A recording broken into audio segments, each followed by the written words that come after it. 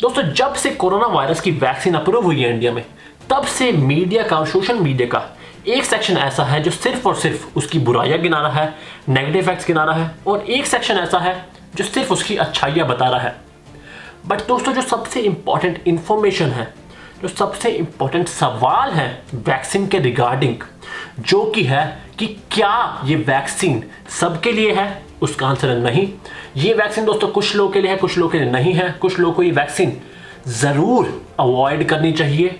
Secondly कि क्या side effects है वैक्सीन के, और क्यों नॉर्वे में 23 लोगों की डेथ हुई है वैक्सीन लेने के बाद, और सबसे ज़रूरी कितने टाइम तक आपकी इम्यूनिटी बनी रहेगी वैक्सीन लेने के बाद, वैक्सीन का शॉट लेने के बाद। इन सवालों पर ना ही कोई डिस्कशन हो रहा है, ना ही कोई डिबेट हो रही है। इन सभी सवालों के जवाब आपको मिलेंगे इस वीडियो में, इसलिए दोस्तों वीडियो को एंड तक जरूर देखें। और अगर आपने चैनल को अभी तक सब्सक्राइब नहीं किया तो प्लीज सब्सक्राइब बटन पर क्लिक करें, ताकि आप ऐसा इंफॉर्मेटिव कंटेंट मिस न कर पाए। वापस दोस्तों बात करते हैं वैक्सीन पर। दोस्तों डिफरेंट कंट्रीज में डिफरेंट वैक्सीन अप्रूव हुई हैं। फॉर एग्जांपल यूएसए में, यूरोप में फाइजर और मॉडर्ना की वैक्सीन अप्रूव हो चुकी है, जिन दोनों की इफेक्टिवनेस अराउंड 95% बताई जा रही है। बट इंडिया में कोविशील्ड और कोवैक्सीन अप्रूव हुई है, और कोविशील्ड की आई थिंक इफेक्टिवनेस बताई जा रही है अराउंड 70%। तो इसलिए लोगों को लग रहा है कि भाई 70% तो बहुत कम है एज कम्पेयर टू 95%, इसलिए वो बेकार वैक्सीन है। बट दोस्तों एक्चुअली में ऐसा नहीं है। दोस्तों जैसा कि मैंने आपको वीडियो के स्टार्टिंग में बताया था कि नॉर्वे में 23 लोगों की डेथ हो गई थी वैक्सीन लेने के बाद, और वो वैक्सीन और कोई नहीं, फाइजर की वैक्सीन थी। तो पहली बात दोस्तों, कोई भी वैक्सीन 100% सेफ नहीं है और 100% इफेक्टिव नहीं है, और साइड इफेक्ट्स की हम बात करेंगे। बट पहले आपको ये बता दूं कि जब पैसे की बारी आती है, क्योंकि वैक्सीन और कुछ नहीं है, ये पैसे कमाने का धंधा है। फार्मास्यूटिकल इंडस्ट्री ये $multi-billion इंडस्ट्री है। तो जब भाई पैसे की बारी आती है ना, तब जो ये क्लिनिकल ट्रायल्स का डाटा होता है, जो 70%, 90%, 95% पाया जा रहा है, इसे थोड़ा मैनिपुलेट करना आसान हो जाता है। और मैं ये नहीं कह रहा कि जो फाइजर या मॉडर्ना का डाटा है वो मैनिपुलेट किया गया, नहीं, मैं जस्ट आपको एक पॉसिबिलिटी बता रहा हूँ।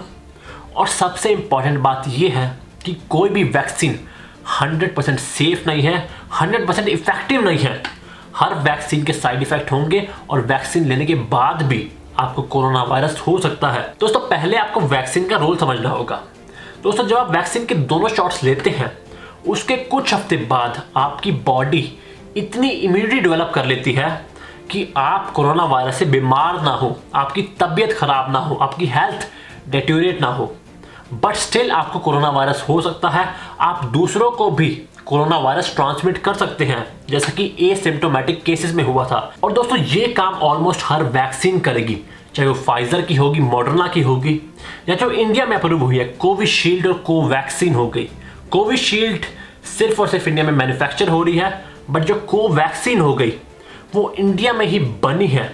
और ये एक काफ़ी हैरानी की बात भी है और काफ़ी प्राउड बात भी एज अ इंडियन कि इंडिया में कोविड की वैक्सीन बन रही है, क्योंकि इंडिया कोई इतनी डेवलप कंट्री नहीं है, इतनी अमीर देश नहीं है इंडिया। बट इसके बावजूद भी जो इंडिया में साइंटिस्ट हैं उनको सैल्यूट है कि उन्होंने इतने कम टाइम में 12 महीने के अंदर कोविड की वैक्सीन बना ली। और हालांकि दोस्तों कोवैक्सीन के अभी फेज 3 ट्रायल्स कंप्लीट नहीं हुए हैं, उसको पहले ही इमरजेंसी अप्रूवल मिल गया है। बट फेज 1 और फेज 2 में उसके काफ़ी पॉजिटिव रिजल्ट्स आए हैं, और एससीसी ने, जो डॉक्टर्स हो गए, साइंटिस्ट हो गए, उन्होंने इस वैक्सीन को अप्रूव कर दिया है in terms of its safety. और दोस्तों जो दूसरी वैक्सीन होगी कोविशील्ड, उसके बारे में भी एक प्रोपेगेंडा चलाया जा रहा था इंस्टाग्राम पे कुछ टाइम पहले। आपने देखा होगा, आप इंस्टाग्राम पे एक्टिव हैं, कि हर इन्फ्लुएंसर को सेम स्क्रिप्ट दी हुई है, वो सेम बातें बोल रहा है वीडियो में। बेसिकली वो यही कह रहे थे कि वो वैक्सीन सेफ नहीं है। और दूसरी चीज़, एक वो केस के बारे में बता रहे थे कि चेन्नई में एक बंदे ने जो वैक्सीन लेने के बाद हॉस्पिटलाइज हो गया था, उसने केस कर दिया था कंपनी के ऊपर।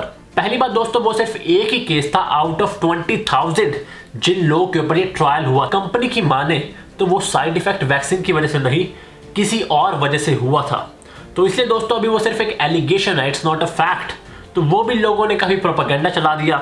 मुद्दे की बात यह है कि इंडिया में पॉलिटिक्स इतने नीचे गिर गई है कि लोग वैक्सीन के नाम पर भी पॉलिटिक्स कर रहे हैं।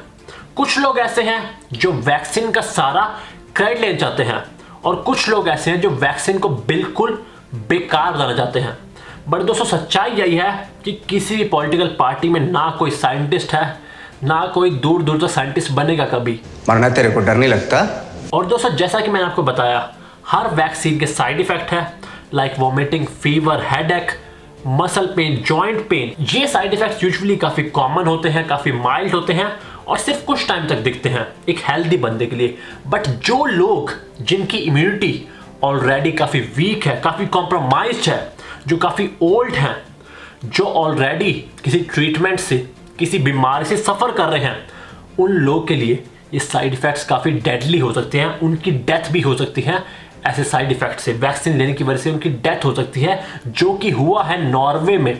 नॉर्वे में जो काफ़ी बूढ़े लोग हो गए, जिनकी इम्यूनिटी ऑलरेडी काफ़ी कॉम्प्रोमाइज थी, उनकी डेथ हुई है वैक्सीन लेने के बाद। इसलिए दोस्तों ऐसे लोगों को वैक्सीन नहीं लेनी चाहिए। इसके अलावा दोस्तों जिन लोगों को पहले से ही किसी टाइप की वैक्सीन एलर्जी है, उनको भी ये वैक्सीन अवॉइड करनी चाहिए। इसके अलावा प्रेग्नेंट वुमेन हो गई या जो बच्चे हो गए जिनकी उम्र 18 साल से कम है, उनके लिए भी वैक्सीन नहीं है। हालांकि उनके लिए अभी अवेलेबल भी नहीं होगी, अभी सिर्फ ओल्ड लोगों को दे रहे हैं, हेल्थ केयर वर्कर्स को दे रहे हैं।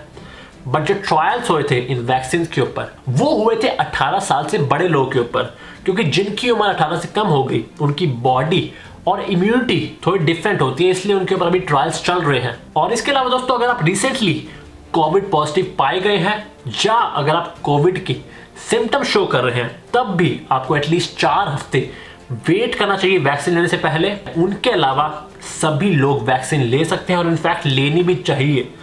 बट दोस्तों जैसे कि मैंने आपको बताया था कि वैक्सीन लेने का मतलब ये नहीं कि आपको कोरोना वायरस नहीं होगा। आप स्टिल एसिम्प्टोमेटिक केस बन सकते हैं और दूसरों को कोरोना वायरस ट्रांसमिट कर सकते हैं। तो दोस्तों जो ये मास्क पहनने का, सोशल डिस्टेंसिंग करने का कार्यक्रम चल रहा था ना, वो मोस्ट प्रोबेबली इस साल भी चलेगा। बट अच्छी बात यह है कि वैक्सीन लेने के बाद आप बीमार नहीं पड़ेंगे कोरोना वायरस से। कुछ टाइम तक ये बात ध्यान में रखने वाली है कि कुछ टाइम तक आप बीमार नहीं पड़ेंगे। 1 साल, 2 साल, 3 साल, कितने टाइम तक इम्यूनिटी बनी रहेगी वैक्सीन लेने के बाद, इस पर अभी रिसर्च हो रही है। बट ये कहना सही होगा कि लाइफ लॉन्ग इम्यूनिटी नहीं है। मोस्ट प्रोबेबली हमें बार बार वैक्सीन के शॉट्स लेने पड़ेंगे। और दोस्तों इसके अलावा अगर मैंने कोई टॉपिक मिस कर दिया हो या कोई सवाल हो तो आप कमेंट सेक्शन में मेरे से पूछ सकते हैं। बट इस वीडियो के लिए बस इतना ही। वीडियो को एंड तक देखने के लिए आप सबका बहुत बहुत शुक्रिया। उम्मीद है आपको वीडियो पसंद आई होगी। मिलते हैं आपसे अगली बारी, तब तक के लिए टेक केयर।